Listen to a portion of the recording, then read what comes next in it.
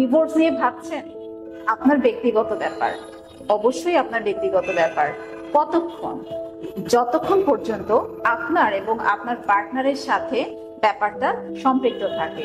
কিন্তু ব্যক্তিগত ব্যাপার কিন্তু তখন আর থাকে না যখন এই ডিভোর্সের ঘটনার সাথে আপনার সন্তানের ভবিষ্যৎ জড়িয়ে যায়, জীবন যখন জড়িয়ে যায়। আপনার সন্তান যখন বাবা ছাড়া বা মা ছাড়া যখন থাকবে, তখন কিভাবে থাকবে, কি ধরনের চিন্তা ভাবনা তার মনে আসবে, মাথায় আসবে, এইটাকে চিন্তা করে তারপর আপনি ডিভোর্সের মতো সিদ্ধান্তে যাওয়াটাই বেটার। আজকে আমি এই টপিক নিয়েই কথা বলবো। আমি আজ যে বিষয়টা তুলে ধরে নিয়ে আসবো সেটা হচ্ছে যে ডিভোর্স দেওয়ার আগে আপনি কি চিন্তা করবেন, সন্তানের ব্যাপারে আপনি কি চিন্তা করবেন। আপনি একটু মিলিয়ে দেখবেন যে একটা ব্রোকেন ফ্যামিলি থেকে আসা একটা ছেলে বা মেয়ের সাথে কথা বলে আগে একটু মিলিয়ে দেখবেন যে আপনার সন্তানটা কি কি ভাবতে পারে, কি কি ফেস করতে পারে।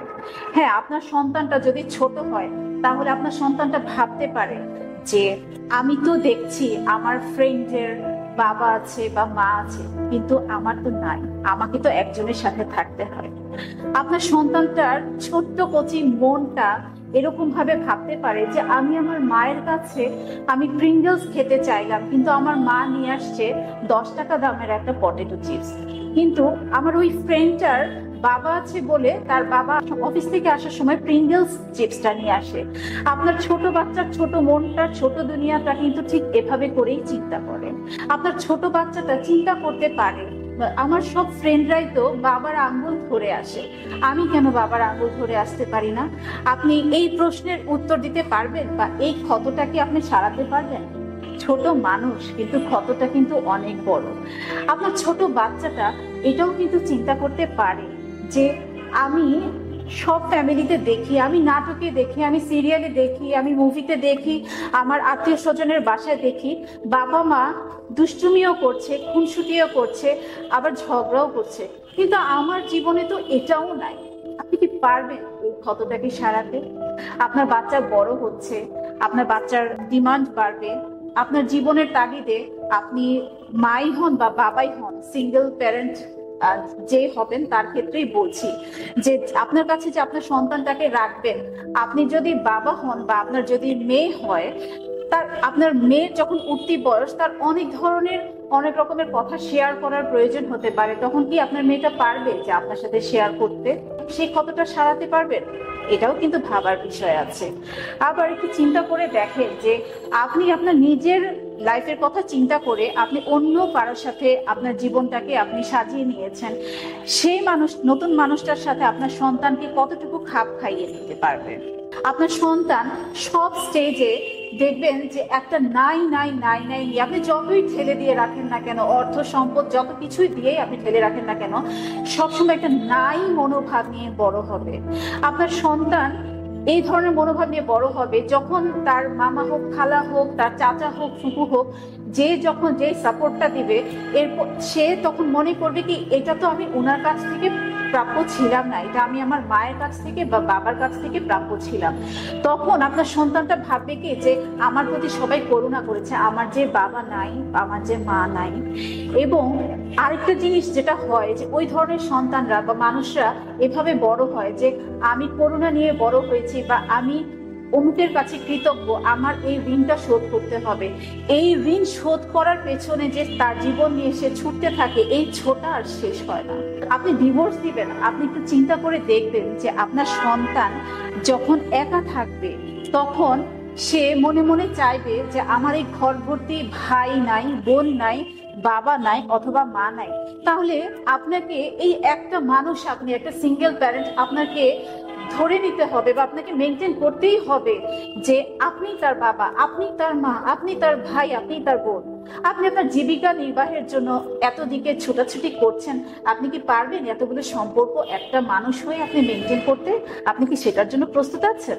আপনার সন্তান বড় হলো, আপনার সন্তান বড় হওয়ার পরে বিয়ে দিলেন।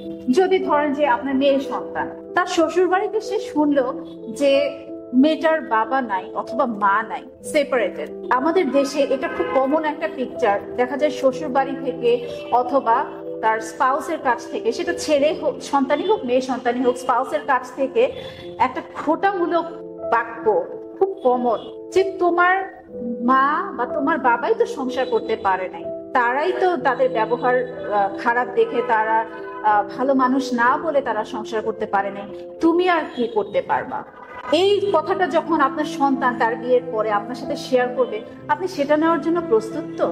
আপনার সন্তান যখন কোনো কাজ করবে তখন যদি তার স্পাউস বলে যে মায়ের শিক্ষা পাও নাই বলেই তো আজকে এই অবস্থা, বা বাবার শিক্ষা পাও নাই বলেই তো এই অবস্থা, এটাও যখন শেয়ার করবে, আপনি নিতে পারবেন তো? প্রস্তুত আপনি? আপনার যখন বয়স হয়ে গেল, আপনার সন্তান আপনার জন্য অনেক কিছু করছে, কিন্তু সে কিন্তু একটা মানুষ, একটা পর্যায়ে সে কিন্তু এক্সহস্টেড হয়ে যাবে, তারও কিন্তু মনে হবে ওই স্টেজে গিয়ে, আজকে যদি আমার একটা ভাই থাকতো, আমি আমার ভাইয়ের কাঁধে আমার মাথাটা এলিয়ে দিতাম, একটু শান্তি খুঁজতাম, হ্যাঁ, যে আমাকে সাপোর্ট দিবে। আমার যদি বোন থাকতো, আমি একটু জড়িয়ে ধরতাম, যে আমার মনের কথাটা আমি বলতে পারতাম, বা আমার এই যে এত এক্সহশন, এত চাপ যাচ্ছে, সেগুলাকে আমি শেয়ার করতে পারতাম, সেগুলাকে আমি কাটিয়ে নিতে পারতাম। এই সিনটা যখন তার জীবনে আসবে, সেইটার জন্য কি আপনি প্রস্তুত?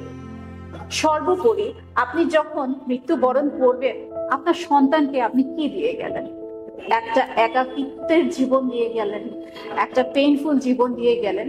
সর্বোপরি কিন্তু এটাই হলো, এবং দিন শেষে সে ওই যে ছোটবেলা থেকেই সে যে বড় হলো, আমি একা, আমার কিছু নাই, আমি করোনা পেয়ে পেয়ে বড় হয়েছি, আমি মানুষের কাছে ঋণী, এবং আমার অনেক কিছু করতে হবে। আমার যেমন, আমার অন্য বাসায় যেমন আমি দেখেছি শেয়ার করার জন্য, সাপোর্ট দেওয়ার জন্য ভাই আছে, মা আছে, বোন আছে, কিন্তু আমার তো কেউ নাই, আমাকে তো সবকিছু একাই মেনটেন করতে হয়। এই জীবনটাই কিন্তু আসলে সত্যিকার অর্থে আপনি দিয়ে গেলেন।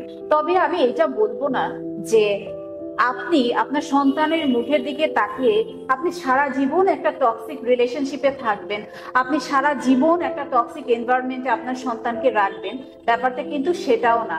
তবে আজকে আমার আলোচনার ফোকাস হচ্ছে যে আপনি ডিভোর্সে যাচ্ছেন তার আগে আপনার সন্তানের যে মন মানসিকতা বা ফিলিং এর ব্যাপারটা, বা কি কি তার বিভিন্ন বয়সের স্টেজে সে কি কি ফেস করতে পারে, সেটাকে মাথায় রেখে তারপরে আপনি সিদ্ধান্তটা নেন।